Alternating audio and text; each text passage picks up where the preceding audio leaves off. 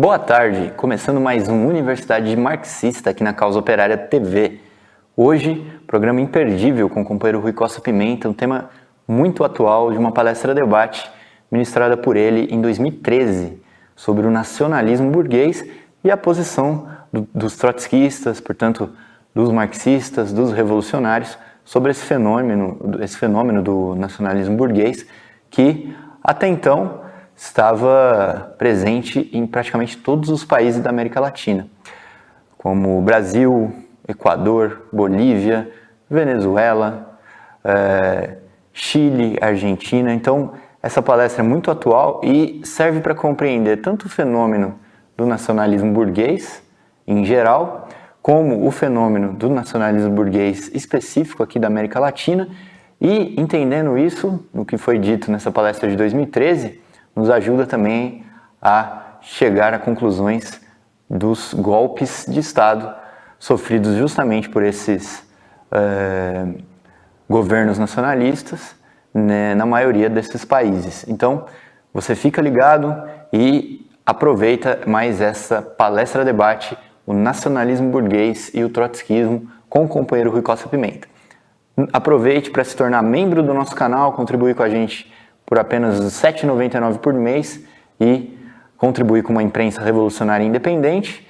Também pode contribuir com o Superchat, com a nossa vaquinha ou ainda com uma assinatura solidária no nosso site causaoperariatv.com.br. Bom, é isso. Deixo vocês com mais esse curso que você só encontra no acervo da Causa Operária TV, com milhares de vídeos. E se você, portanto, quiser assistir esse vídeo na íntegra, você procura pelo mesmo nome aí no nosso acervo e assiste depois aqui do Universidade Marxista o restante do vídeo, a parte das perguntas, os esclarecimentos na íntegra aqui no nosso canal. É isso, amanhã tem mais Universidade Marxista e fiquem ligados na nossa programação. Muito boa tarde para todo mundo. Ele é um tema bastante amplo. Quer dizer que nós vamos ter que fazer aqui uma exposição um pouquinho mais demorada que o normal. Então, eu queria pedir a paciência de vocês, queria que vocês prestassem bastante atenção, deixassem as perguntas para o final e já assinalar o seguinte, que é um tema da maior importância. Daí também a amplitude da exposição ser um pouco maior do que a gente costuma fazer. Né? Nós temos que começar destacando o fato de que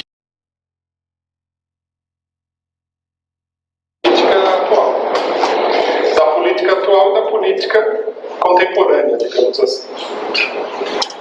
É um tema extraordinariamente vasto. Nós vamos procurar dar uma ideia aqui da amplitude do problema.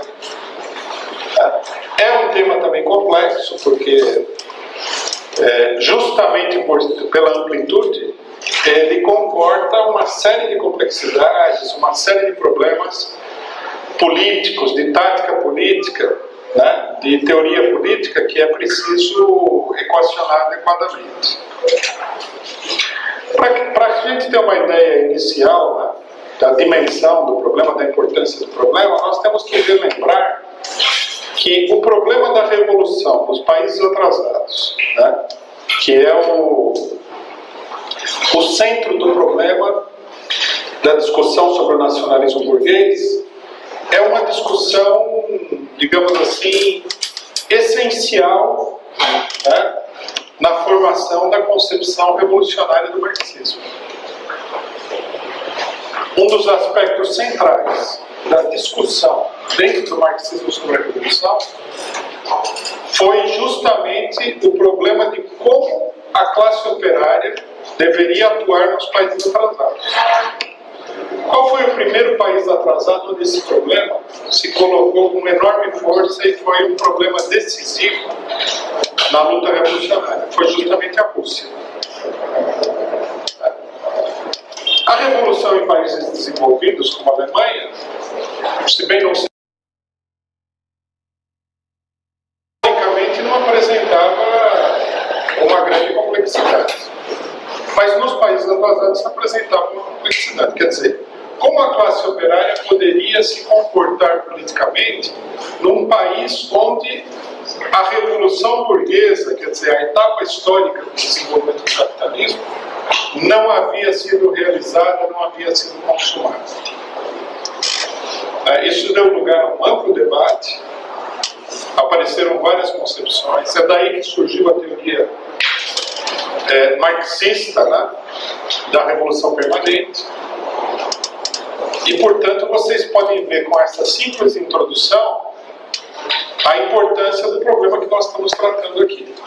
Porque o problema do movimento nacionalista dos países atrasados está envolvido com todas essas questões estratégicas do programa revolucionário. Não pode ser visto em separado desses problemas. Né? Em segundo lugar, não se trata apenas de um problema. É um problema para o marxismo, um problema que o marxismo resolveu, procurou resolver, porque é um grande problema para a humanidade no seu conjunto. É um grande problema por quê? Porque é uma questão chave no mundo em que nós vivemos. Nós temos aqui um punhado de países desenvolvidos, que são países imperialistas, que são países opressores, e uma esmagadora maioria de países atrasados, que são países oprimidos e, até certo ponto, explorados pelo imperialismo mundial. Quer dizer, uma das divisões fundamentais do mundo é justamente a divisão entre os países opressores e países oprimidos, países imperialistas e países atrasados. Uma questão que deu lugar a muita discussão confusa, muita discussão política que não só não ajudou a esclarecer o problema, né, discussão mais recente que estou me referindo, como ajudou a obscurecer ainda mais a questão. Nós temos aí uma luta imensa em torno desse problema. O século XX é um século onde ocorreram, né, como todo mundo sabe, milhares de revoluções. O que são essas revoluções? Revoluções socialistas? Aconteceram algumas revoluções socialistas onde o proletariado procurou tomar o poder na Alemanha, na França em 1936, na Alemanha em 1918, na Espanha em 1936, etc. e tal. Mas a esmagadora maioria das revoluções, elas foram revoluções nos países atrasados contra a dominação imperialista. Inclusive as grandes mudanças revolucionárias, elas tiveram esse caráter. Vamos citar algumas dessas milhares de revoluções.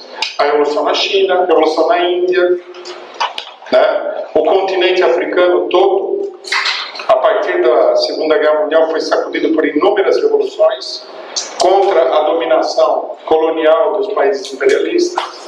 Os países árabes tiveram várias ondas revolucionárias, a América Latina teve várias revoluções, e todas essas revoluções, independentemente de como elas terminaram, derrotadas, com a expropriação da burguesia, etc. e tal, com outras soluções, elas se iniciaram sempre como uma revolução de um país atrasado contra o imperialismo opressor. Esse era o seu conteúdo fundamental. Uma outra espécie de um panorama geral dos problemas que nós vamos discutir é a enorme importância cultural desse fato.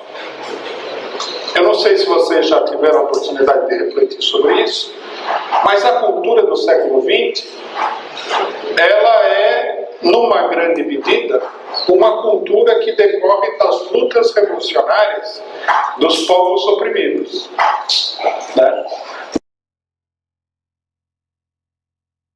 Marcante. Peguei um país que é um país dominante econômica e politicamente no mundo hoje, que é os Estados Unidos da América do Norte. A esmagadora, a parte mais ampla da cultura desse país né, as manifestações são esmagadoramente manifestações de um povo oprimido dentro do próprio país, que é a população negra norte-americana. A melhor literatura da segunda metade do século XX nos Estados Unidos é feita por autores negros. A música norte-americana, que é comercializada no mundo, se transformou numa grande indústria, né, de cultura, ela tem quase que 100% raiz na cultura negra, né? Blues, rock, o soul, o jazz. E se a gente percorrer o mundo e a gente for vendo todas as manifestações culturais, nós vamos ver que tudo tem relação com isso. Por exemplo, o grande momento do romance, né, nos anos 60, no mundo, foi o romance latino-americano, a partir dos anos 60, onde surgiu uma quantidade imensa de escritores, né, todos escritores peruanos, são escritores argentinos, são escritores uruguaios, brasileiros, mexicanos. Todos esses escritores, eles respondem, a uma certa medida, às tendências revolucionárias que existem nesse país contra a dominação imperialista, contra a dominação estrangeira. Quer dizer, respondem ao problema do nacionalismo, ao problema do país atrasado dominado, etc. e tal. No Brasil, ninguém ignora esse fato. O ponto central da cultura brasileira no século XX é justamente o movimento modernista, que nós podemos pegar no sentido amplo, não no sentido restrito, a Semana de Arte de 1922. Mas as manifestações da década de 30, quer dizer, o conjunto. Se nós vemos esse movimento, o que é esse movimento? Numa medida muito significativa, é um movimento que decorre da Revolução de 30, que é uma revolução de um país atrasado, com a participação, nós podemos ver do aspecto do ponto de vista político como foi isso, mas com a participação da burguesia e da pequena burguesia nacionalista. O movimento tenentista brasileiro é um típico movimento nacionalista pequeno burguês, típico. Como existiu em muitos outros países do mundo. Né? Que também foi um movimento do mesmo caráter político, da mesma natureza política, etc. e tal. Né? Isso é para a gente ter uma ideia geral do problema. Os movimentos nacionalistas, eles são inumeráveis. Se eu fosse descrever aqui, um por um, passaria o dia inteiro só falando meia dúzia de palavras sobre cada um deles. Nós temos o varguismo no Brasil, depois do tenentismo, nós temos o peronismo na Argentina, nós temos diversos movimentos nacionalistas na Bolívia, diversos. Nós temos o aprismo no Peru. Depois nós temos a ditadura nacionalista do general Velasco Alvarado nos anos 70. Nós temos todo o nacionalismo árabe, Gaddafi, Saddam Hussein, Nasser e milhares de outras personalidades. Nós temos o nacionalismo asiático, né? Sun Yat-sen, a Revolução Chinesa do começo do século. Nós temos a Revolução Mexicana, Zapata. Quer dizer, são milhares de nomes, todos eles muito conhecidos. Nós temos todos os movimentos guerrilheiros, a OLP, né, que são típicos movimentos nacionalistas de países atrasados, que levou uma camada de militares nacionalistas ao poder. São movimentos civis de massa, são movimentos revolucionários, onde tem uma grande participação da classe operária, como foi a Revolução de 1952 na Bolívia. São movimentos guerrilheiros, são guerras imensas contra países opressores, como foi a Guerra da Argélia. Tá? Quase todos os países atrasados do mundo tiveram, em mais de uma oportunidade, o surgimento desses movimentos nacionalistas a partir do final do século XIX, durante todo o século XX, e agora nós estamos vendo que o mesmo padrão de acontecimentos continua vigente no século XXI, como nós estamos vendo aqui com os países latino-americanos dominados por movimentos nacionalistas e a Revolução Árabe. Tá? Tudo isso daí, toda essa diversidade, partidos que se dizem socialistas, partidos que se dizem nacionalistas, partidos que se dizem religiosos, etc. e tal, toda essa diversidade responde ao fenômeno do nacionalismo dos países atrasados. Eu fiz essa introdução aqui porque eu acho que existe uma propensão muito errada, muito prejudicial, a resolver os problemas políticos com uma formulazinha. A pessoa vai num livro e ela lê lá: nos países atrasados, a burguesia não sei o que lá. Pronto. Uma frase. Está resolvido o problema. Tá? Só que acontece o seguinte: a vida social não é assim. A vida social não basta. Você até pode resolver determinados problemas no mundo natural com uma fórmula dessa natureza. Muitas vezes essa fórmula vai ser insuficiente para responder aos problemas, mas em se tratando de economia humana, de política, da vida social e da cultura, resolver o problema com uma fórmula é uma coisa totalmente infantil. Na realidade, a fórmula ela deve responder a essa enorme variedade de fatos, né, objetivos da vida social, de fatos históricos, de desenvolvimento histórico e tudo mais. Então, vamos ter em mente, quando a gente discute os problemas teóricos, que acabam sendo reduzidos a determinadas fórmulas, porque não há outra maneira de tratar o problema, que o problema é muito vasto.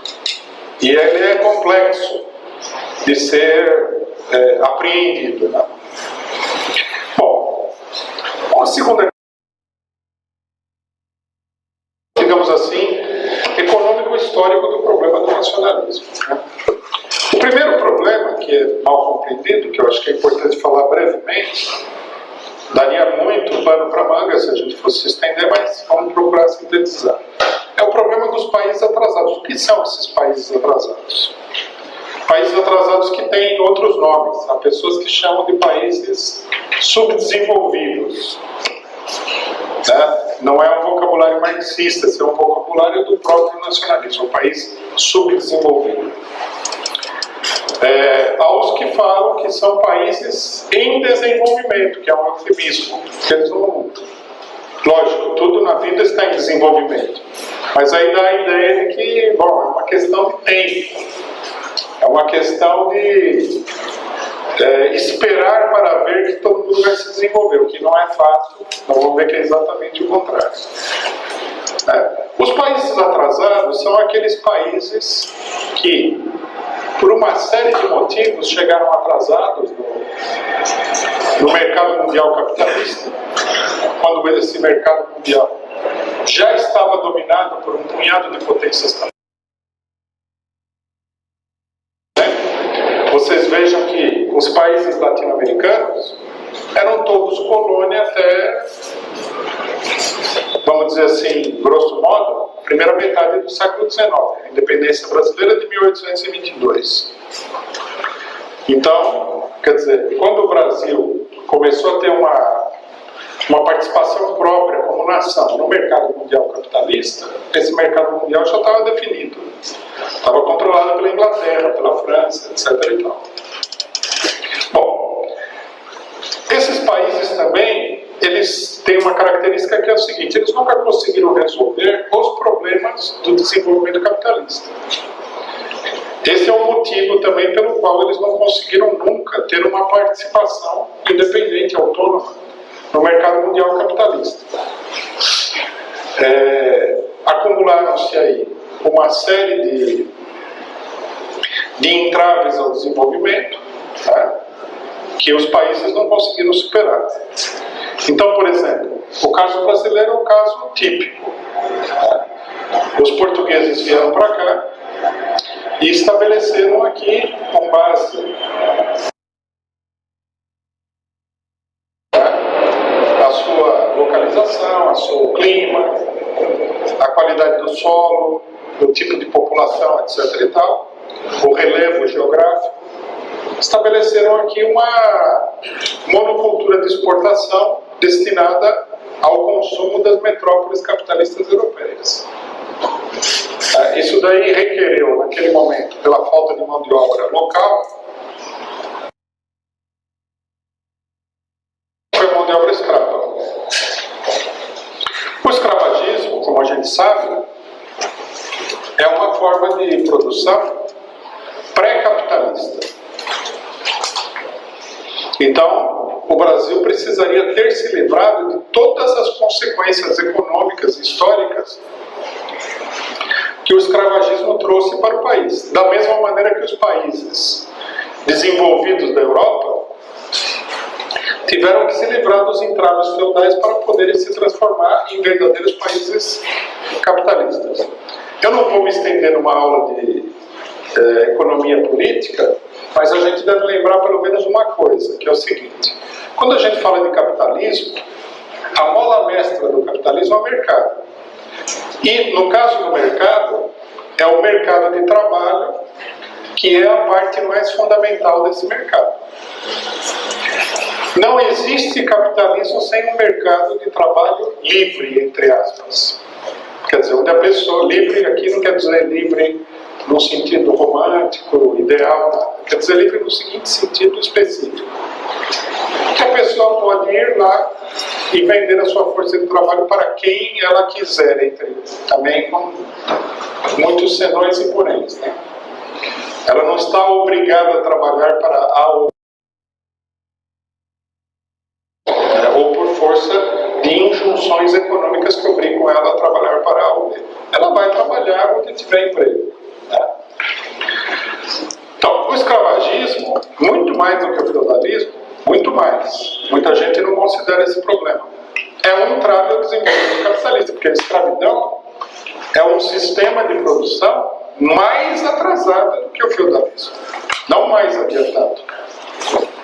As sobrevivências da escravidão costumam ser piores, mais duradouras, um entrave maior ao desenvolvimento do capitalismo do que as sobrevivências da servidão feudal. Coisa que muita gente não considera ao analisar o problema brasileiro. Assim como o Brasil, diversos países tiveram que superar, e não conseguiram superar totalmente, modos de produção anteriores ao capitalismo.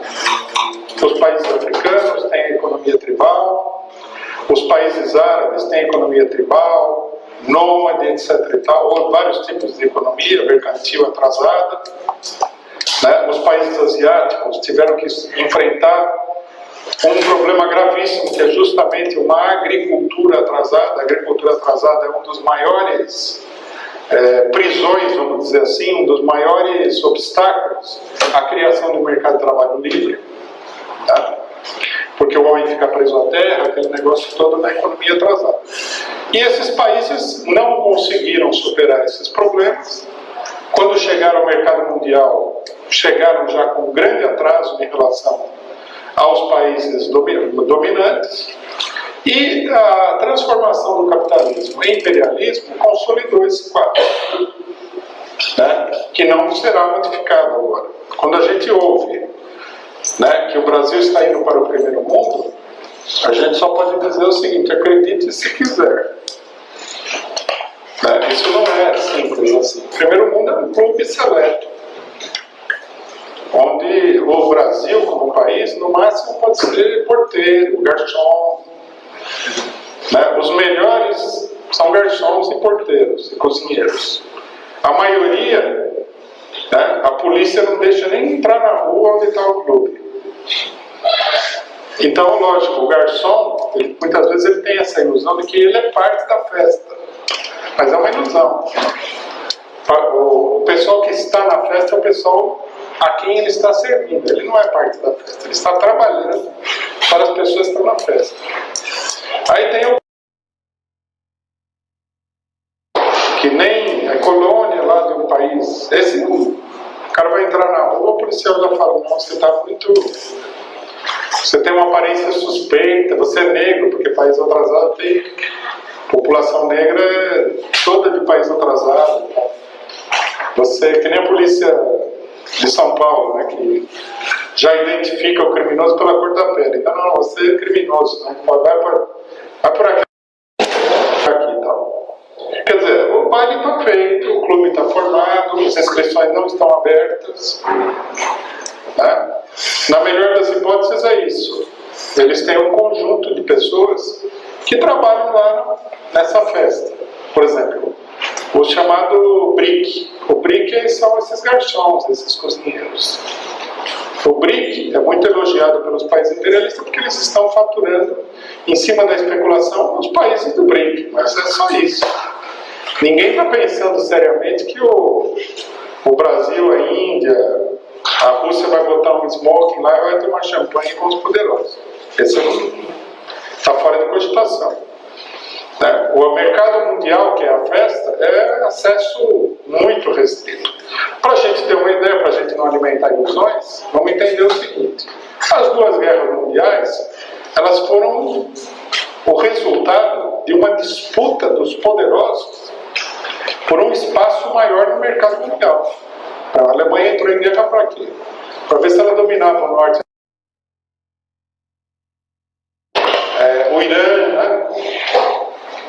A Arábia Saudita, e foi uma guerra de uma violência inacreditável para modificar a repartição entre os poderosos. Imagina o Brasil não vai dar nenhum tiro e eles vão convidar o Brasil para ir lá também, né? Dominar o petróleo do Irã. É uma coisa que a gente pode acreditar com toda tranquilidade, porque claro que não. É absurdo, né? Uma das coisas que Lenin, que foi a pessoa mais esclarecida que escreveu sobre o imperialismo, é que a repartição do mundo está feita. Não vai ser feita, não está em permanente transformação, ela está feita. A dominação de países como Estados Unidos, Alemanha, Japão, Inglaterra e França é inquestionável. Eles não vão permitir que vá ninguém lá. Eles não vão permitir que o Brasil domine o próprio Brasil, que dirá que ele domine outro país que eles dominam.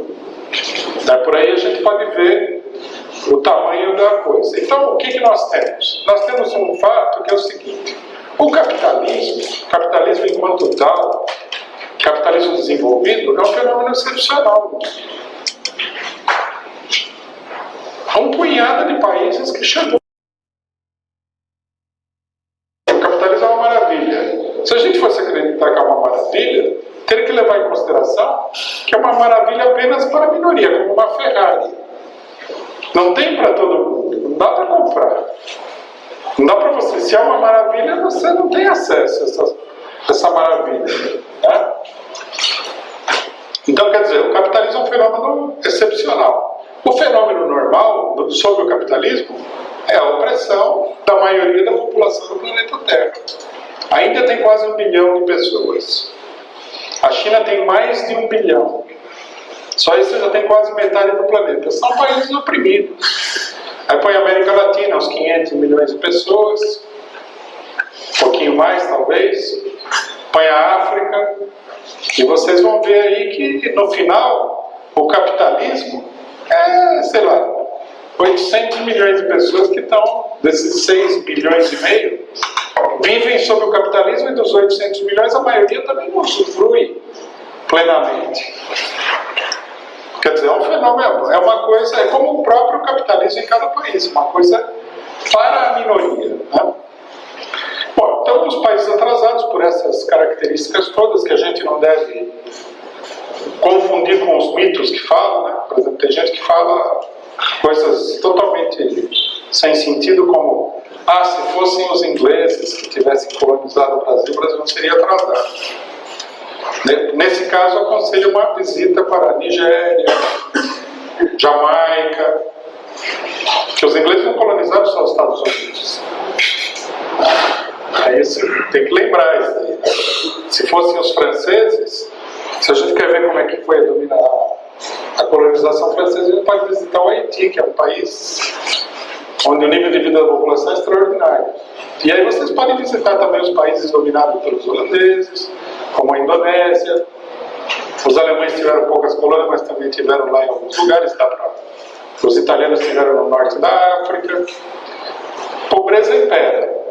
Né? A dominação imperialista é como a peste negra, ela liquida a pessoa dominada. Ela é uma desgraça que se abate sobre a pessoa, não é uma coisa.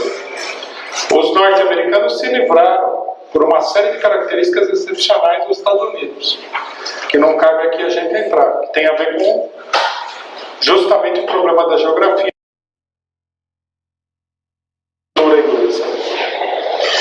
Bom, então, resumidamente, o que nós temos no mundo é o seguinte: um conjunto de países opressores, imperialistas, que dominam o mundo, que dominam a indústria mundial, que dominam as finanças mundial, que dominam as matérias-primas, que dominam os mercados, e vários países atrasados, países onde se verifica um desenvolvimento desigual, quer dizer, ele é capitalista em alguns lugares, pré-capitalista em outros, estabelecendo uma economia híbrida e combinado. E isso daí é que é a causa, a raiz fundamental da existência de tantos movimentos de tipo nacionalista.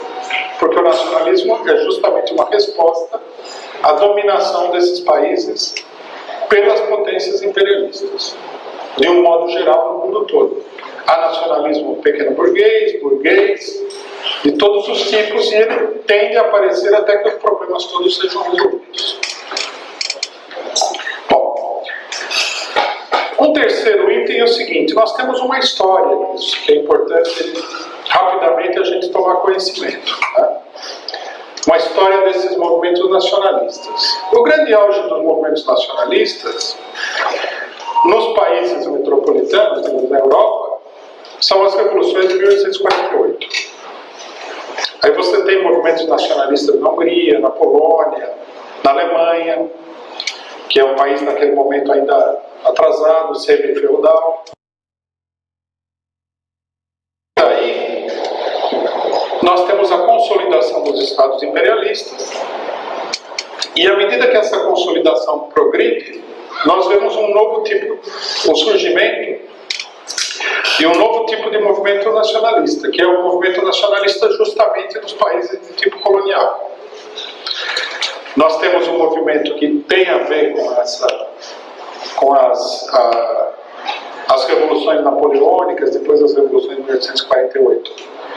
Na América Latina, que conquista a independência, é um tipo de movimento nacionalista, né? Bolívar, San Martín, etc. Então, a independência brasileira é um movimento nacionalista ainda antigo. Depois, nós temos os movimentos nacionalistas mais propriamente modernos da época do imperialismo. Né? Eu destacaria dois, não são os únicos, né? Mas eu destacaria dois que são muito importantes. O primeiro deles, que é o mais antigo de todos, provavelmente seja a primeira manifestação de grande alcance dessa revolução mundial que está se formando e que tem uma expressão muito grande nos países coloniais, que é a Revolução Mexicana.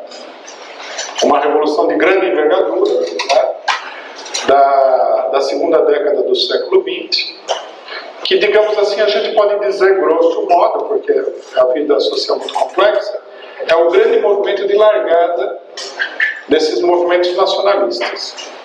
Um segundo, que vai aparecer também na sequência, que é muito importante, é o movimento nacionalista irlandês contra a Inglaterra.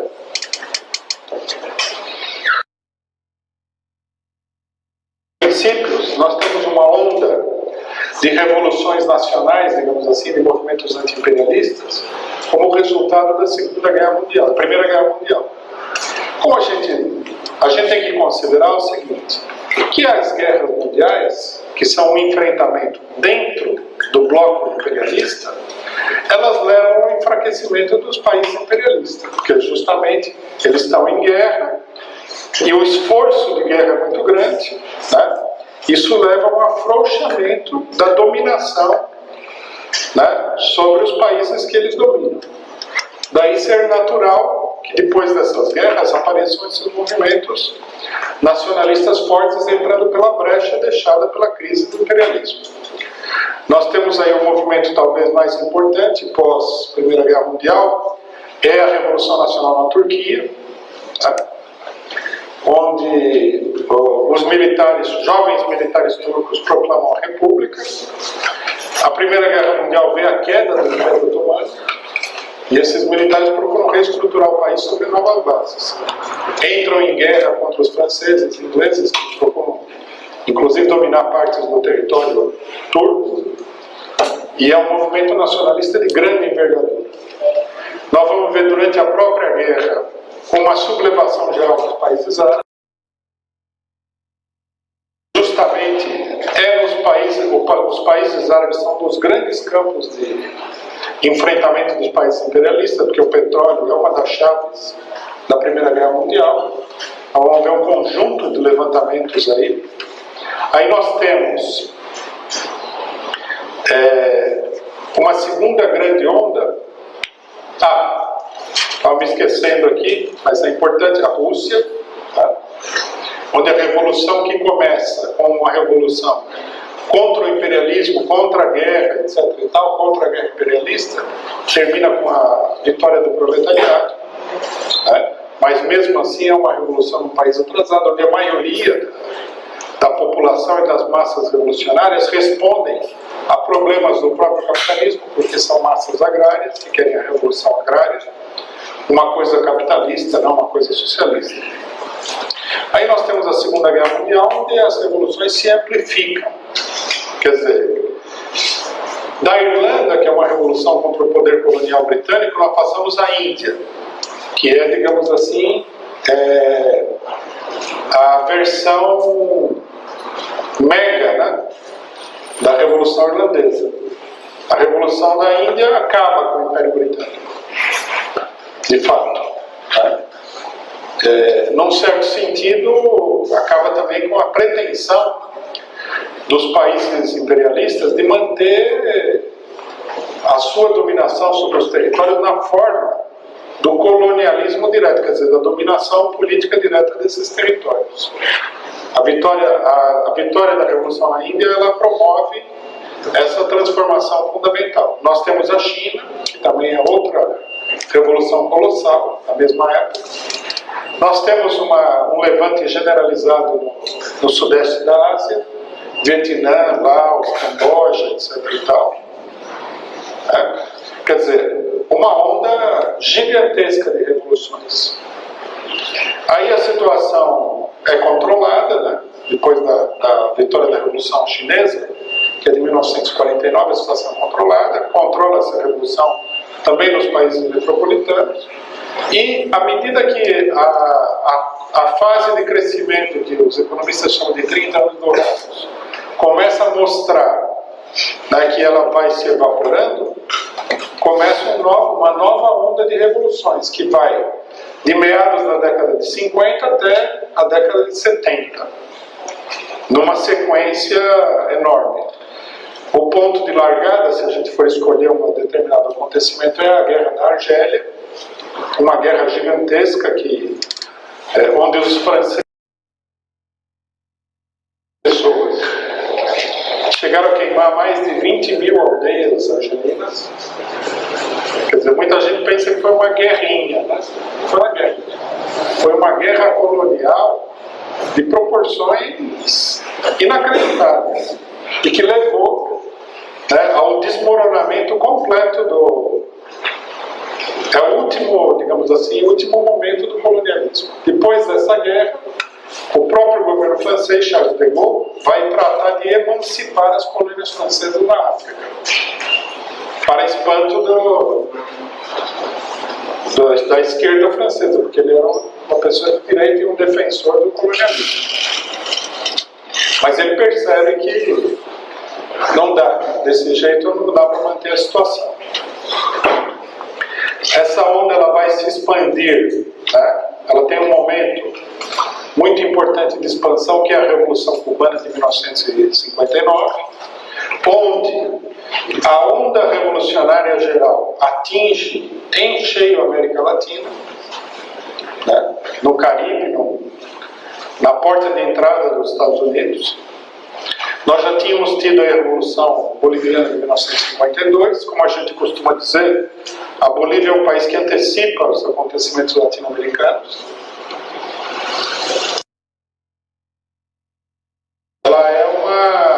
Ela provoca uma inflexão, uma guinada na situação de conjunto.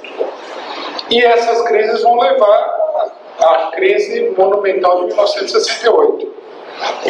Aí nós temos a Palestina, a Líbia, a África, um monte de insurreições, etc. e tal, que vai numa expansão pelos 1970, 71, 73 e tal. Nos anos 50, nós temos que destacar aqui, importante, né? O movimento nacionalista pós-Segunda Guerra Mundial no Egito, com Nasser. Quer dizer, como vocês veem, são inúmeras ondas. E depois, na crise atual, nós tivemos com a reabertura completa da crise mundial, que foram as revoluções na Nicarágua, Polônia, Irã, né? E aí nós estamos nessa etapa com oscilações. Toda vez que a crise ela é temporariamente contornada e ela volta,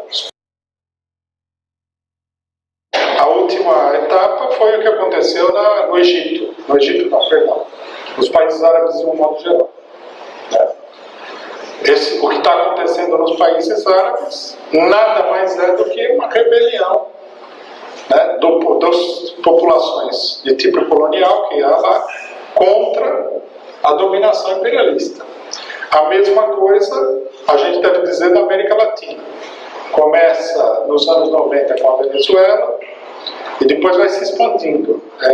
O chavismo na Venezuela, Evo Morales na Bolívia, o Rafael Correa no Equador, o Lugo no Paraguai, depois veio o Peru, Brasil, Argentina, foi tomando conta de quase todos os países, né?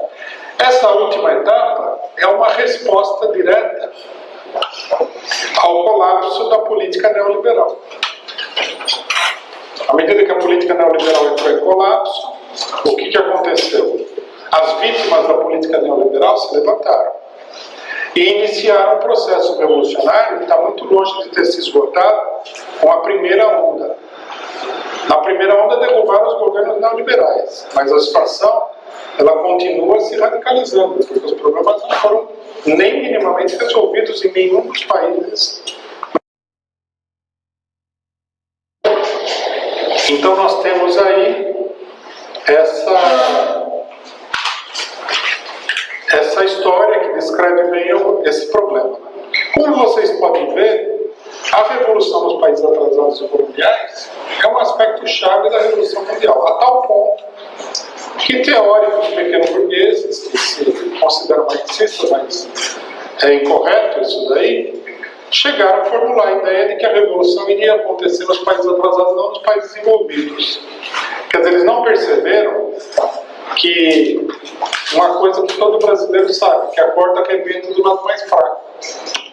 Quer dizer, a crise começa por ali onde a dominação é mais vulnerável. Como o mundo é um sistema integrado, a crise norte-americana, a crise mundial, a crise do capitalismo mundial, se manifesta nas colônias. Lógico.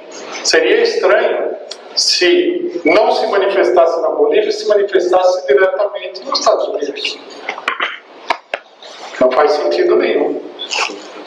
Seria como se a crise capitalista, por exemplo, dentro dos Estados Unidos, deixasse ilesas as pequenas empresas e derrubasse as grandes. O que não é normal. Ela, inclusive, tende a derrubar as grandes, mas as grandes têm o poder de contornar a crise. Por isso a crise explode nos países mais fracos, nos países de tipo colonial, nos países atrasados.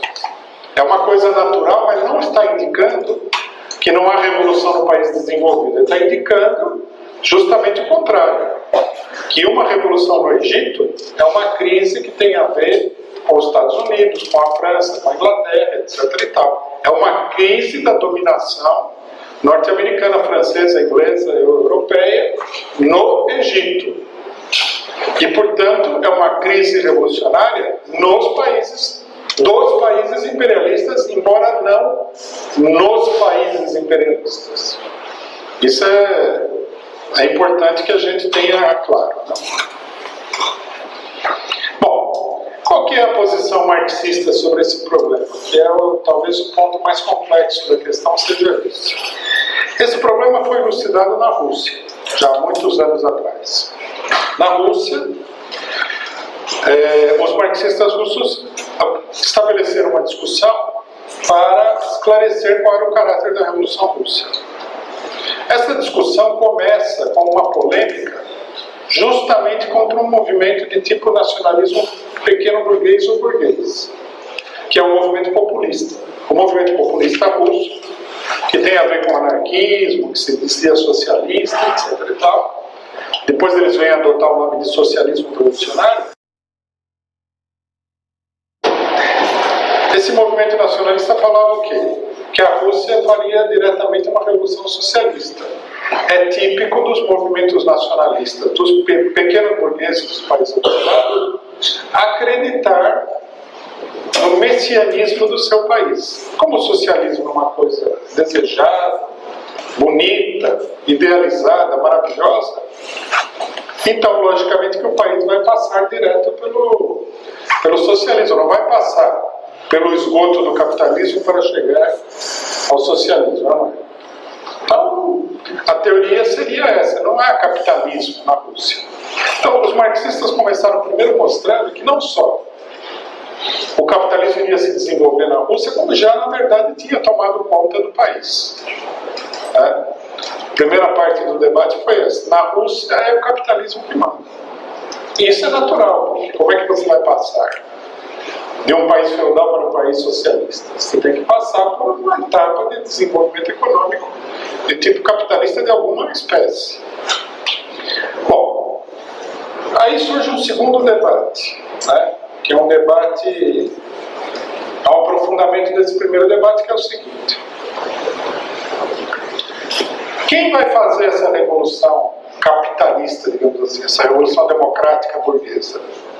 Então, uma ala dos marxistas cai numa posição equivocada, que contrariava o marxismo já naquela época, que dizia o seguinte: é a burguesia liberal russa que vai fazer a revolução. Então Lenin fala: não, a burguesia liberal russa não é revolucionária mais. Capitalistas são só os operários e camponeses. E para ser uma revolução de verdade, o Partido Operário tem que tomar o governo revolucionário e agir de forma radical para consumar essa revolução. E aí, a partir do período de desenvolvimento capitalista, teria a revolução socialista. Bom, quando o debate estava nesse pé, revolução dirigida pela burguesia, revolução dirigida pelo proletariado, acontece a Revolução de 1905.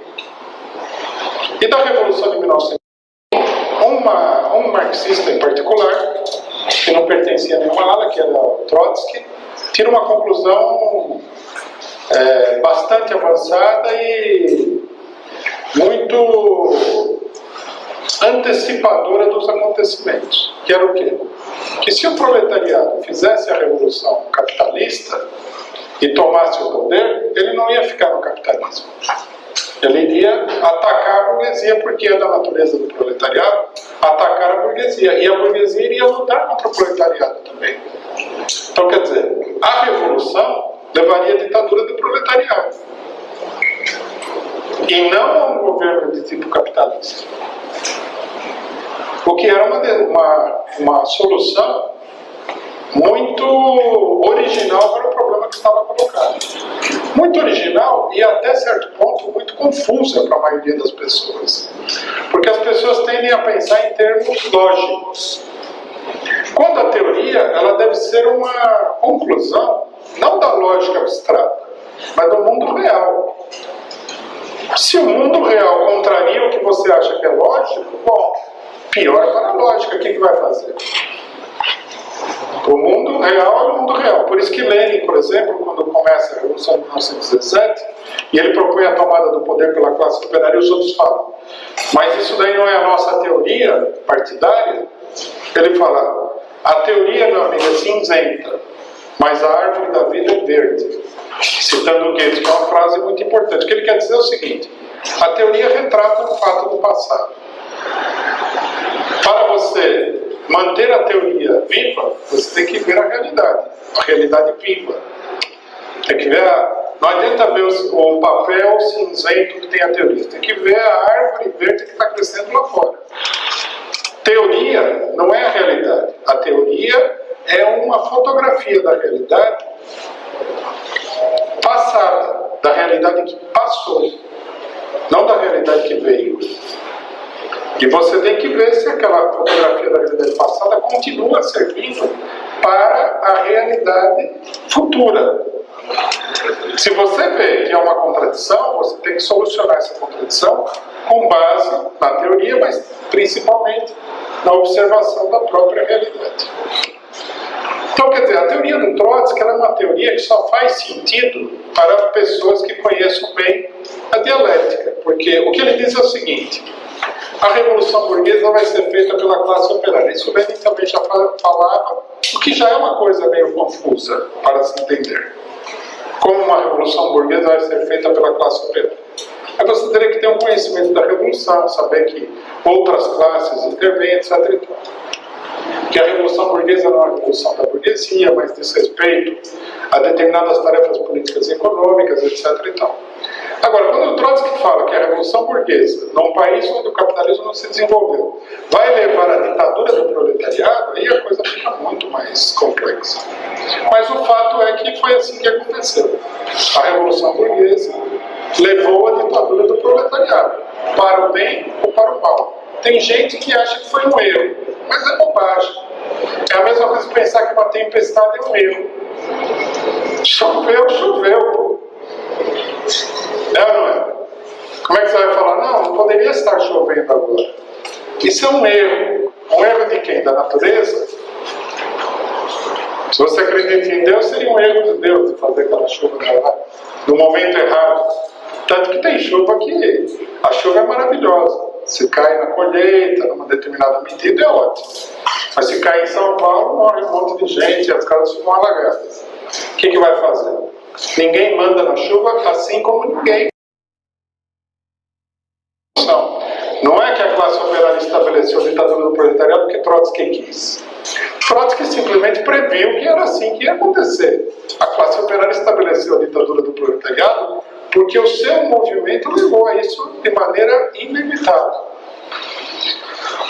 E a nossa teoria tem que dar conta desse problema. E o problema qual que é? A burguesia já não é mais capaz de revolução nenhuma de verdade. Em lugar nenhum. E se o país não está desenvolvido, por outro lado, o mundo está desenvolvido. O mundo chegou no máximo de desenvolvimento. Não vai haver nenhuma mudança nesse sentido. Os países estão, num certo sentido, a um certo congelamento do quadro geral. Tá certo?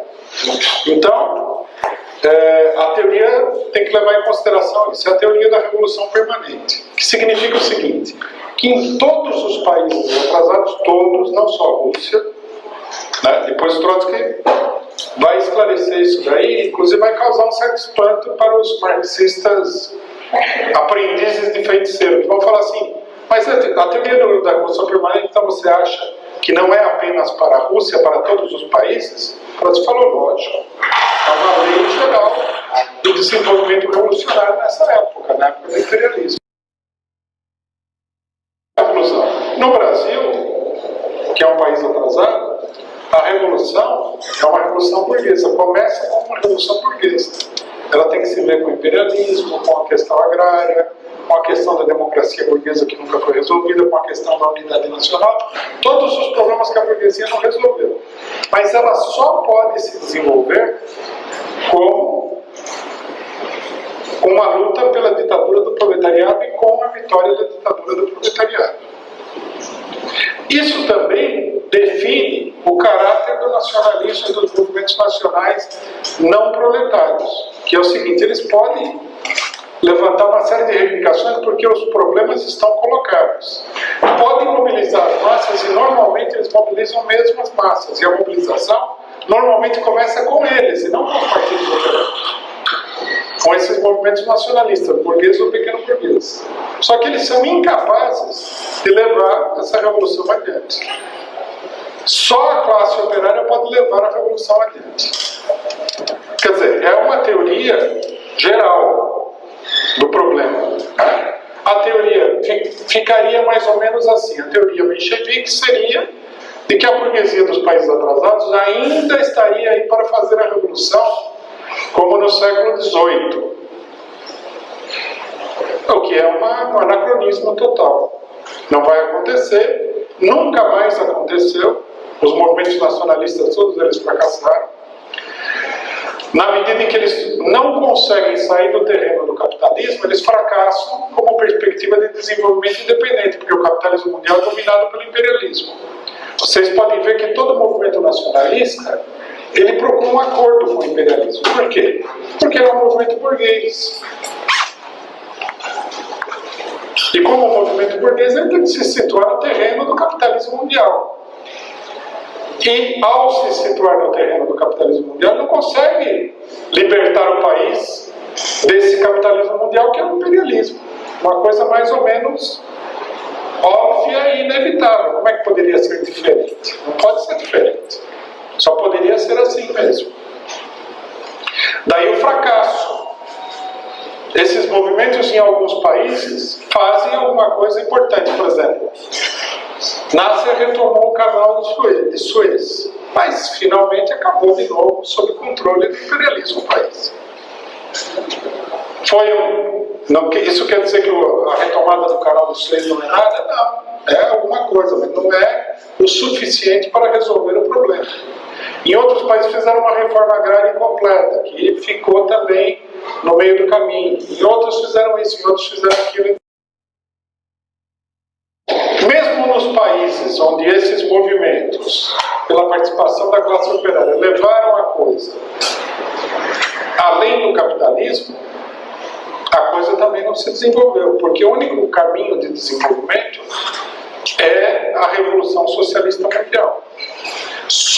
Quer dizer, moral da história, conclusão fundamental, só a derrota do imperialismo pode fazer com que o mundo saia do atraso da dominação capitalista, etc. e tal. Não adianta derrotar o imperialismo aqui, precisa derrotar o imperialismo lá. Lógico, derrotar o imperialismo aqui é parte da luta para derrotar o imperialismo lá. Mas enquanto o imperialismo for derrotado lá, não há termo de convivência nem possibilidade nenhuma para os países atrasados. Isso precisaria ficar absolutamente claro. Bom, aqui tem um detalhe importante. É um detalhe menos importante, mas é um detalhe importante para a política, que é o seguinte. Conforme eu mostrei aqui, o atrasados, ele tende a se apresentar como socialista. Se a gente pegar todo o nacionalismo árabe é conhecido também como socialismo árabe. Mas isso daí não tem nada a ver. Eles não são socialistas no verdadeiro sentido da palavra. Eles são movimentos nacionalistas que podem fazer alguma reforma social, mas que não vão expropriar o capital. Não está colocado esse problema. Então, quer dizer, o nacionalismo pequeno burguês, ele gosta de se disfarçar de socialismo.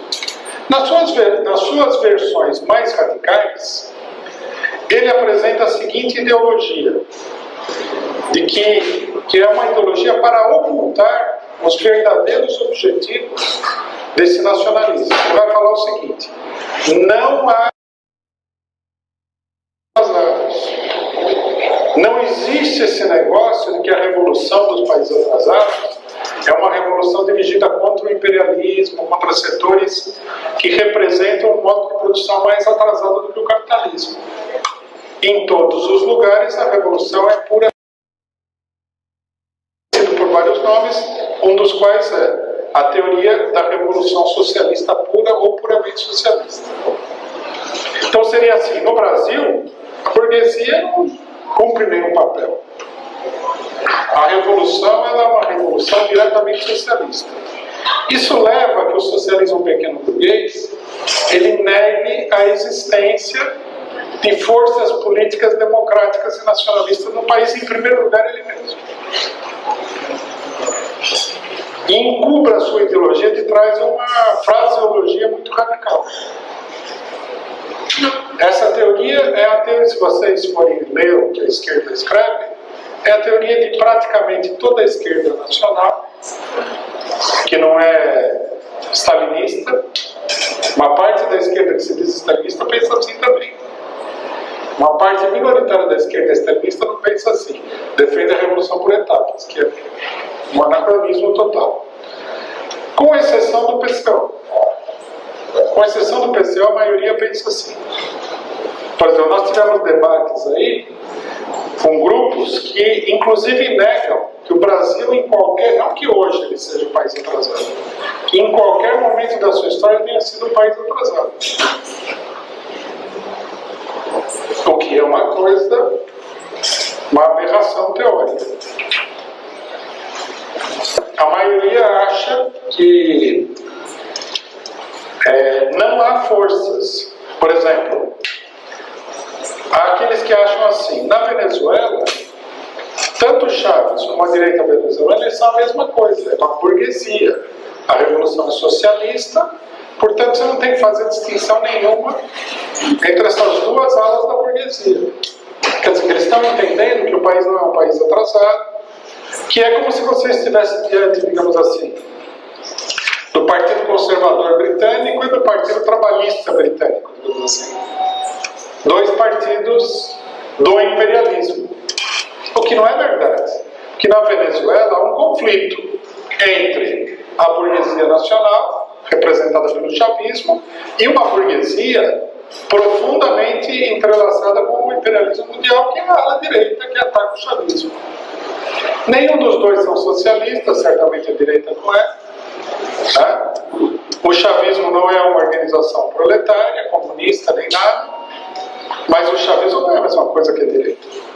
Assim como o Lula não é a mesma coisa que a direita, assim como o Rafael Correa não é a mesma coisa que a direita, assim como o peronismo na Argentina não é a mesma coisa que a direita, e assim por diante. São todas variantes, né, da política da burguesia nacional de um país atrasado. Você veja, as figuras estão aqui, né? Essa foto que a gente pegou aí, o nome dessa foto era O Eixo do Bem.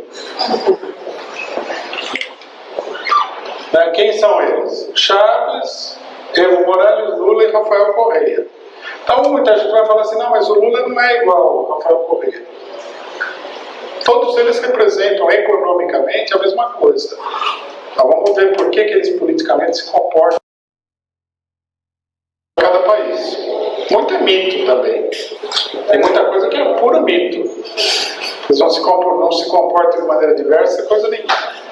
Mas enfim, essa teoria equivocada de que no Brasil a revolução seria puramente socialista, ou seja, que não é como diz a teoria da revolução permanente, que começa como uma revolução burguesa e se desenvolve como a ditadura do proletariado, ela é a causa da confusão política do ponto de vista mais imediato que a gente tem aqui, né?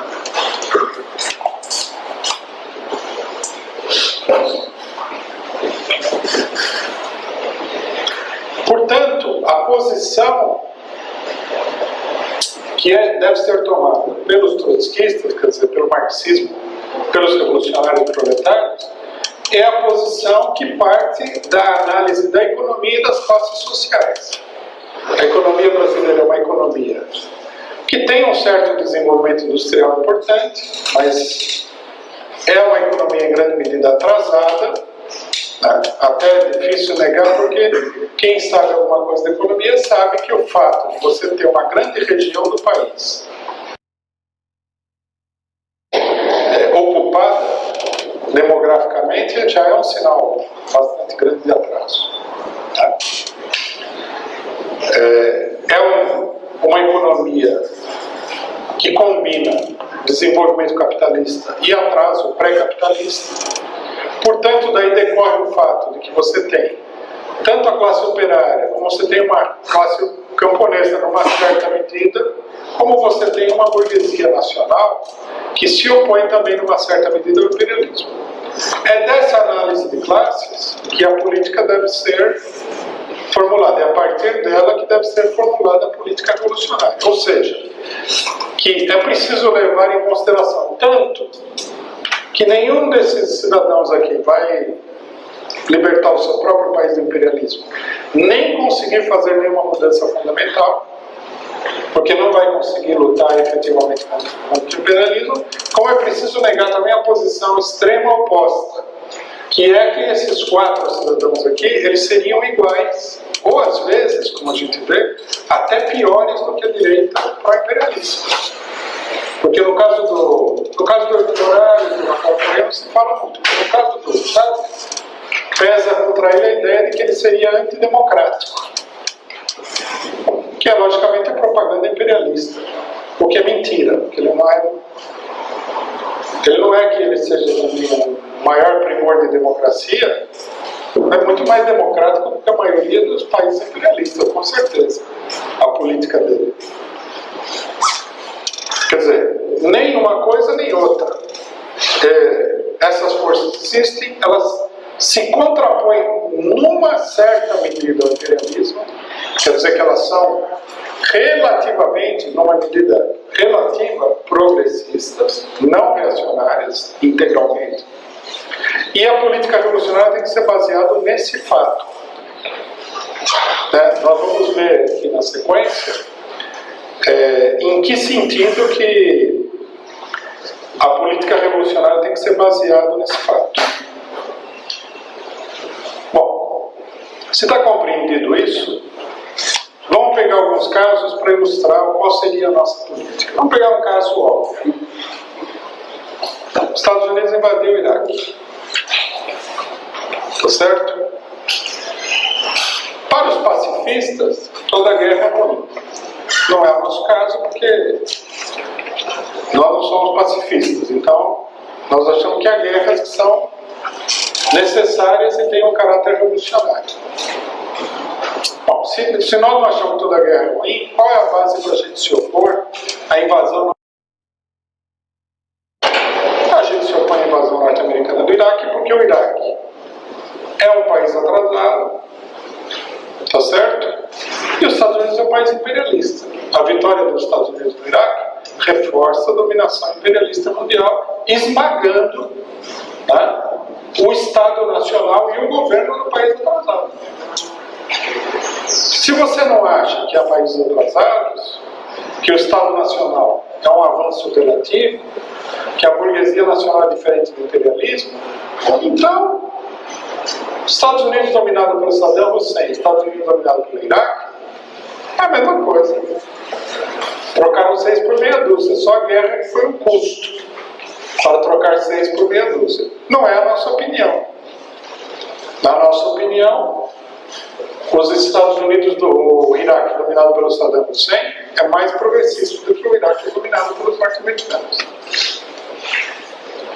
Muita gente se opôs à guerra do Iraque. Agora, eu precisaria perguntar por quê. Provavelmente porque causou uma impressão muito negativa. Porque qual seria a base? Se o Saddam Hussein é tão ruim quanto o Bush, nós estamos defendendo por quê? Porque vai morrer gente na guerra, mas vai morrer norte-americano, vai morrer iraquiano. Quer dizer, pacifismo, nós somos contra a guerra, porque na guerra morrem pessoas. É uma posição que revela claramente a sua fraqueza. Até os liberais norte-americanos têm uma posição melhor que essa. Porque muitos se opuseram à guerra dizendo que era uma guerra de rapina do imperialismo norte-americano e dos monopólios. Que é uma política bem mais esclarecida do que simplesmente se opor à guerra porque ela é violenta. Tá certo? Bom, esse caso é óbvio. É difícil até você não contestar, porque muito pouca gente, exceto de direita, apoiou a invasão imperialista. Nós temos também o caso do Afeganistão. Alguns acham que no caso do Afeganistão, Aí seria mais duvidoso. É o mesmo caso. Tá certo? A resistência do Afeganistão, dirigida por... Ali já nem seria tanto uma burguesia, né? Uma burguesia pequena no Afeganistão. Mas por senhores tribais, etc. e tal, é mais progressista do que o imperialismo. Por isso nós somos a favor da retirada das tropas imperialistas do Afeganistão. E estamos torcendo pela vitória das forças opositoras, Talibã, etc. e tal. Que, como a gente sabe, não são exatamente a coisa ideologicamente mais progressista que existe no mundo. São grupos religiosos, etc. e tal. Mas entre o fanático religioso afegão, tá certo? E o norte-americano, inglês e alemão, nós ficamos junto com esse fanático religioso contra o outro opressor da humanidade. Bom, aí tem os casos complicados, né? Recentemente, na Argentina, os ingleses fizeram um plebiscito nas Malvinas e a população votou que quer permanecer dentro da Inglaterra. Nós somos favoráveis, com plebiscito ou sem plebiscito, a que as Ilhas Malvinas sejam restituídas à Argentina. Não interessa o plebiscito. Ele é território argentino. É a mesma coisa se os ingleses ocuparem a Patagônia, reunirem a população lá, transferirem os colonos e votarem que vai ser separado da Argentina, ela também vai ficar contra. Por isso, né, aqui já a política fica mais complexa, quando a ditadura militar argentina, dirigida pelo general Galtier, que desapareceu com mais de 30 mil pessoas, matou mais de 50 mil pessoas, torturou, construiu campos de concentração contra a esquerda nacionalista e tudo mais. Um governo abertamente pró-imperialista, governo apoiado pelo atual Papa, invadiu as Malvinas, nós ficamos do lado da Argentina contra os britânicos que foram lá para libertar, entre aspas, as Malvinas. Quer dizer, na política mundial, a gente se coloca nas questões democráticas. A nossa tática é a luta contra o imperialismo. Por exemplo, no Brasil, o inimigo principal é o Lula. É o imperialismo mundial. O Lula é inimigo secundário. Também é inimigo da classe operária. Mas é um inimigo secundário, não o inimigo principal. Seria de uma miopia política, para não dizer cegueira, acreditar que o inimigo principal é o Lula. Aí alguém vai falar assim, não, mas o Lula serve o imperialismo. Tudo bem. É inclusive da natureza da burguesia nacional dos países atrasados e muitos movimentos nacionalistas servir o imperialismo em vários setores, porque eles são uma burguesia. Mas isso não quer dizer que não haja contradições entre um e outro. Por exemplo, o lulismo é o nacionalismo dos mais moderados nesse momento dentro da América Latina. Mas é evidente, por exemplo, que no Brasil, o lulismo sobre o petróleo, que é uma política abertamente pró-imperialista, já é uma política que o próprio imperialismo não quer. O tipo de associação da burguesia nacional, da burocracia estatal com o imperialismo, não é satisfatório para o imperialismo.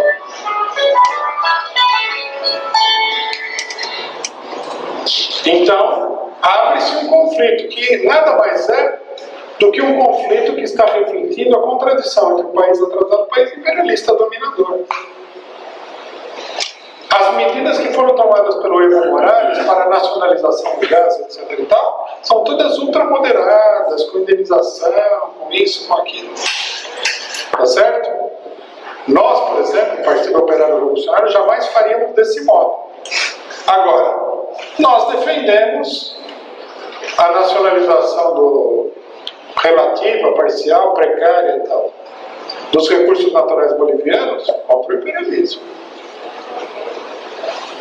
Não é porque não é o que a gente quer, porque é insuficiente, porque é muito pouco, que nós não vamos defender. Nós vamos defender. Quer dizer, é preciso ter uma política clara. definida. Você não pode ser neutro na luta que se abre entre um país atrasado e um país imperialista, seja qual for a forma que essa luta tome. Por exemplo, a invasão do Iraque. Saddam Hussein, ele tinha muitos defeitos que a gente poderia assinalar aqui. Já começa pela repressão violentíssima que ele fazia da população curda, da rebelião curda. Agora, a economia iraquiana, ela era quase 80% estatal. Nós devemos defender essa economia estatal contra a indústria iraquiana ou não? Se nós estivéssemos no Iraque, lógico. Quer dizer, então, aí nós temos um problema fundamental, que é de entender o problema nacional, que se expressa na ação que assume milhares de formas diferentes dos agrupamentos de tipo nacionalista.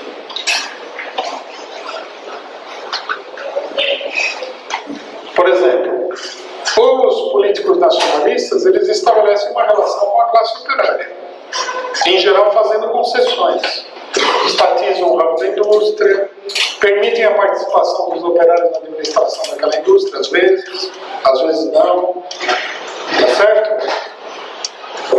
Então tudo isso é importante para definir as próprias relações do Partido Operário com a classe operária, porque se o Partido Operário é contra as medidas dos partidos nacionalistas, fica do lado do imperialismo, ele vai ter apoio da classe operária. Sabe que a defesa dos interesses nacionais é parte da luta socialista da classe operária. Não dá para desvincular as duas coisas. Não dá para você dizer, tanto faz se, por exemplo, a empresa A é estatal ou não. Não dá para dizer isso. Esse é um equívoco total. Bom, o que nós temos visto aqui em relação à política da esquerda nacional, que é um ponto importante nesse debate? O que nós temos visto é a tendência da esquerda a se deslocar para o campo do imperialismo por não compreender essas contradições. Então nós vimos aí, por exemplo, que na Venezuela, uma boa parte da esquerda fala que o Chávez é uma ditadura. Que bobagem. Que ele foi eleito, tudo.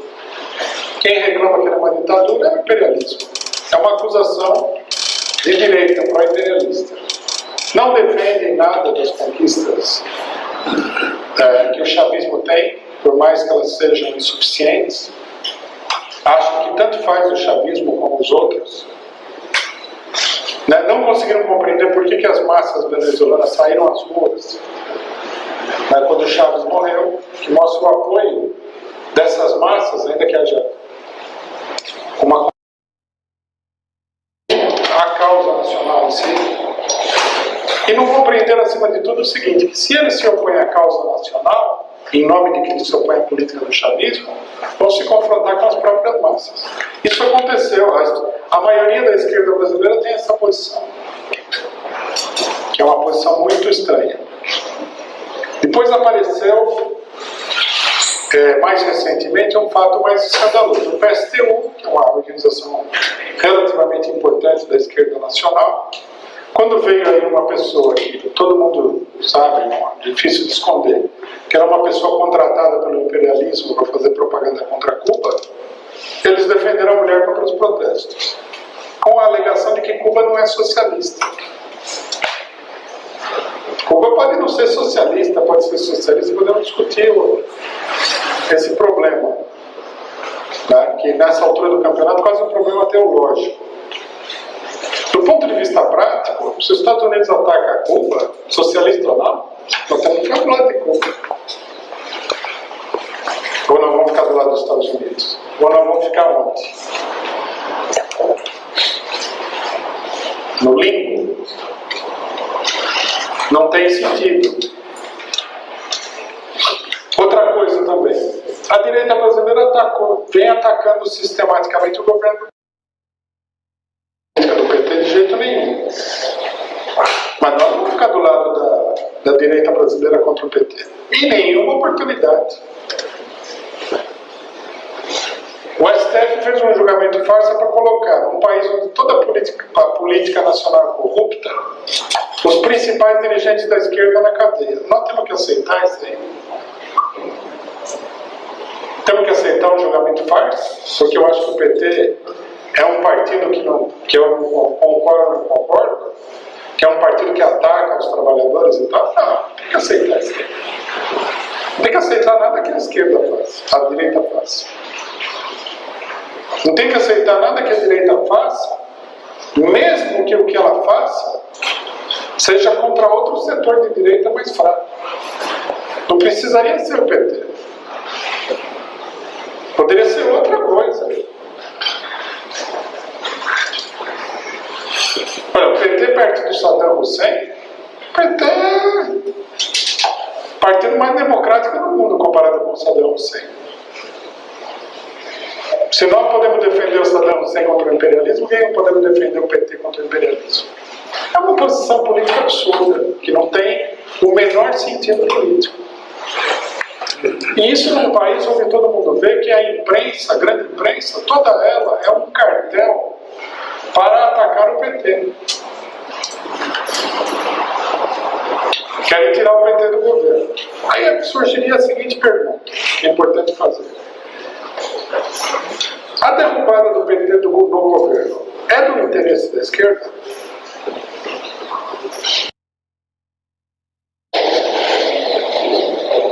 Por exemplo, nós, PCO, nós deveríamos levantar a palavra de ordem de fora Dilma, como a gente fez com fora Collor, fora FHC, que eu não sei se todo mundo que está aqui percebeu, mas a gente nunca levantou a palavra de ordem fora Lula. E não foi por medo da palavra de ordem. O Lula é muito popular. Porque também quando a gente levantou fora FHC, a esquerda ficou com medo de levantar essa palavra de ordem, não levantava de jeito nenhum. Fora Serra também, ninguém queria levantar, fora Alckmin. A gente não levantou porque a gente achou que não deveria levantar, não porque a gente tenha medo de se chocar com o PT. Por quê? Porque se a gente fala fora Lula, quem vai entrar no lugar do Lula? Na atual circunstância. O Serra? Essa luta entre os nacionalistas e os setores diretamente ligados ao imperialismo vai levar ao golpe militar de 64, que foi um golpe pior do que a própria ditadura do Vargas em 1937. Porque, além de ser uma repressão desenfreada, ao contrário do governo Vargas, que procurou avançar muito timidamente em alguma política de favorecimento da economia nacional, o golpe militar de 64 aniquilou toda a economia nacional. A política que vem se aprofundando a partir daí é uma demolição de tudo que o Brasil havia conquistado anteriormente. Destruição do parque industrial, uma maior dependência do imperialismo, destruição da universidade brasileira, de vários centros de pesquisa, etc. e tal. Então, quer dizer, por isso, o problema de distinguir entre um tipo de burguesia, que é a burguesia nacional, um tipo de burguesia, que é a burguesia imperialista, é uma questão fundamental, embora as duas sejam numa série de coisas muito parecidas. São ambas burguesias, são exploradoras da classe operária, são inimigas da classe operária igualmente, embora a burguesia nacional procure aliciar a classe operária para a sua política. Não são forças operárias, não vão levar ao socialismo, nem quando elas parecem muito progressistas, como é o caso do Chaves. Não vão levar a lugar nenhum, de fato. Vão procurar impedir de todas as maneiras a constituição de um partido independente da classe operária e tudo mais. Agora, o posicionamento do Partido Operário e da classe operária é fundamental na luta. Porque se você não tem uma política adequada, você não vai progredir na luta pelo governo operário e pelo socialismo de forma nenhuma. Não é ficando ao lado do imperialismo em Cuba que nós vamos fazer alguma coisa a favor da Revolução Cubana. Isso aí está absolutamente descartado. Para a gente, uma última coisa, porque eu já me estendi no tempo muito mais do que eu gostaria aqui. Né? Uma última ideia para a gente debater é a seguinte. Uma boa parte da esquerda, como é uma esquerda pequeno-burguesa e não proletária, faz tudo, assume esse posicionamento em nome da defesa da democracia. Eu não sei se vocês repararam, mas aqueles que, como o PSTU, defenderam a cubana, eles argumentavam coisas assim. Ah, se nós quiséssemos construir um partido em Cuba, nós não poderíamos, um partido que nem o PSTU, o PSOL e tal. Quer dizer, o problema é a democracia. O Chávez é criticado pela esquerda de maneira muito imprópria, porque ele não renovou a concessão de uma televisão. Então, isso aí seria antidemocrático. Porque, logicamente, que o democrático é você deixar a Rede Globo aí ad eterno, né? Quer dizer, se o Lula amanhã falar, não vou renovar a concessão da Rede Globo, você imagina a crise que daria. Seria antidemocrático, porque você tem que renovar. Então, para que ter a concessão? Dá logo para ele em caráter vitalício. Das capitanias hereditárias. Fala, não, é da Rede Globo e acabou já. Isso é que é democrático. Democrático é quando a população não pode falar nada e meia dúzia de capitalistas falam tudo o que eles querem. Se eles querem esconder o escândalo de corrupção dos amigos e apontar o dos outros, ou até inventar escândalo para os outros, está aí o que é democrático. Se eles quiserem falar bem do capitalismo e criticar a classe operária, esse que é democrático. Se agora, por exemplo, os Estados Unidos estão ameaçando a Coreia, eles quiserem falar mal da Coreia e bem dos Estados Unidos, democrático é isso. Eles falam o que eles querem, a gente não fala nada. Absolutamente democrático. A esquerda ficou vítima de uma noção totalmente abstrata de democracia. Palavras. Liberdade partidária. No Brasil não tem liberdade partidária. Nos Estados Unidos não tem liberdade partidária. Na França não tem liberdade partidária. Na Inglaterra não tem liberdade partidária. Nos Estados Unidos você pode formar um partido, mas você nunca vai concorrer a nada. Tá certo? Porque não tem como.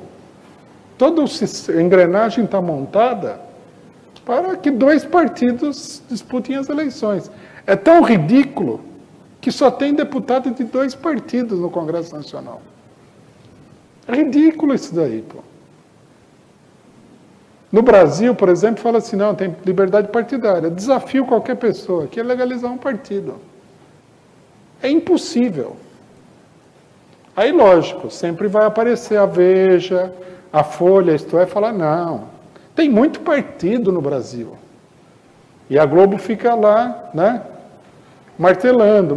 Quando tem o escândalo de corrupção do Cachoeira, ela não chega e fala assim, esses grandes partidos. Não. Mas se um Zé Mané qualquer de um partidinho aí roubar uma galinha, não dá. Esses pequenos partidos, aí o cara roubando galinha e tal. Quer dizer, não tem nada, não tem liberdade de expressão, não tem liberdade partidária, né? Se o estudante da USP vai fazer uma manifestação é reprimido, não tem liberdade de fazer a manifestação também. Você vai fazer greve, você pode levar uma multa de R$500 mil por dia. Então a esquerda fala assim, não, o Chávez é ruim porque não tem democracia, mas não tem mesmo, amigo. Democracia em lugar nenhum. O Chávez é mais democrático do que eles. Não é pela falta ou pela existência de democracia que nós vamos discutir se a gente tem que ficar a favor ou contra o Chávez. É pelos interesses econômicos e sociais que ele defende. Ponto final. Isso sem falar que tudo o que falam dele é, em geral, tudo mentira também. Porque o imperialismo ele aumenta mesmo. Né? Todos os inimigos do imperialismo, não sei se vocês repararam, são extremamente ditatoriais. E os amigos nunca são ditatoriais. O Mubarak, que foi derrubado pela população na Praça Tahrir, era um aliado dos Estados Unidos há muito tempo. Nunca havia propaganda de que ele era um ditador feroz. No Egito, os norte-americanos levavam todo mundo que eles prendiam nos países árabes para torturar nas celas egípcias com o apoio do Mubarak. Guantánamo também não me parece ser uma coisa extremamente democrática. Quer dizer, são vítimas de uma ideia imperialista do que seria a democracia. Mesmo que fosse mais real do que isso, que é uma farsa, não faz sentido nenhum. Faz sentido você defender um governo que faz uma reforma agrária. Agora, você ficar do lado de um governo que não faz a reforma agrária, contra o que faz a reforma agrária, porque não faz sentido nenhum. Ainda mais quando ele é supostamente democrático, ele não é democrático de fato. Quer dizer, então nesse sentido, a nossa política qual que é? A nossa política consiste em explicar para os trabalhadores, mostrar para os trabalhadores, mais do que explicar, mostrar na prática, que a política de pessoas como essa não é igual à dos Estados Unidos. Não é isso que nós temos que dizer. O que nós temos que dizer é que o que os trabalhadores acham que eles fazem de bom é pouco, que muito mais poderia ser feito, e que tudo isso é muito limitado e insuficiente, que se deve fazer mais. E fazer mais, só um partido dos trabalhadores, socialista, vai fazer. Só um governo operário vai fazer. Que é preciso superar, ultrapassar o que está sendo feito. Mostrar que eles, com relação ao povo, dão 3 no cravo e 1 na ferradura. Quer dizer, o cara faz o programa Bolsa Família, mas arrocha o salário de todo mundo que está nas empresas estatais. Dificulta a organização dos trabalhadores. Não reprime, mas dificulta. Não faz aquilo que o imperialismo fazia, mas faz outra coisa. Então, quer dizer, é preciso explicar a realidade e não criar uma realidade alternativa para parecer que a pessoa é pior do que é. Porque já o que ela é suficiente para você educar os trabalhadores num programa de classe, independente e próprio. Né? Eu vi aí, só para... que eu não posso deixar de fazer. Eu vi aí em algum lugar um cidadão que aí está com lutas, alguma coisa, que ele falava o seguinte: o governo do Irã é um governo fascista.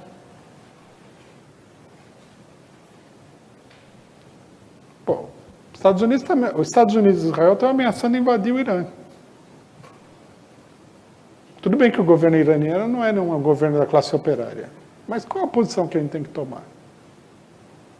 Falar que esse governo é um governo fascista, que é uma aberração, inclusive, é você contribuir com a propaganda imperialista. Da mesma maneira que falar que a blogueira cubana que veio no Brasil é uma representante da democracia, contribuir com a propaganda imperialista. Outras pessoas falam assim: não, se tiver um golpe eu não apoio. Mas veja, o golpe não acontece da noite para o dia. O golpe ele se desenvolve a partir de uma luta. Por que eu vou esperar o golpe para lutar contra o imperialismo? De mais a mais, para lutar contra o imperialismo, eu nem preciso defender ninguém aqui. Eu posso lutar o tempo todo contra o imperialismo. É o que a gente realmente quer fazer, é lutar contra o imperialismo. Não é um problema também de defender outros. É um problema de lutar contra o seu próprio inimigo em todos os lugares. É ou não é? Então, esse é um problema chave da política atual. É um problema que precisa ser esclarecido.